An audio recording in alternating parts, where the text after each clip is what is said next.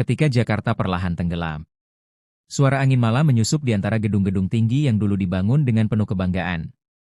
Tapi kini, aku berdiri di atas tanah yang terus turun, seolah lelah menanggung beban keserakahan manusia. Jakarta, kota yang tak pernah benar-benar tidur. Kota yang dulu begitu hidup, kini perlahan tenggelam bukan karena badai besar, bukan karena gelombang dahsyat yang datang tiba-tiba. Bukan.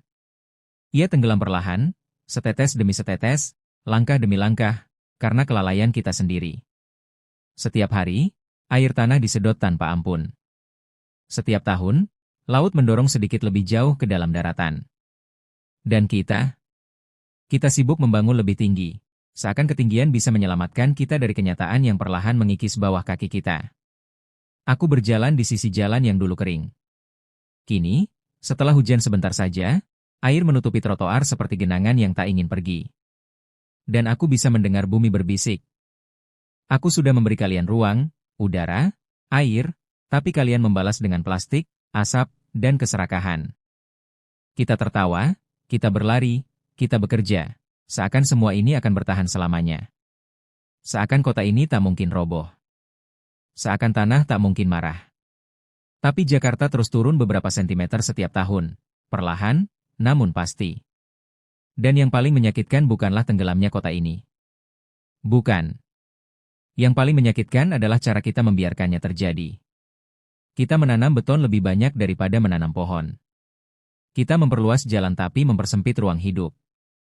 Kita mengejar kenyamanan sesaat, sambil mengabaikan masa depan yang lebih panjang dari hidup kita sendiri. Jakarta kini seperti seseorang yang kehabisan napas. Ia bukan runtuh, ia merosot. Ia bukan tersapu, ia terkikis.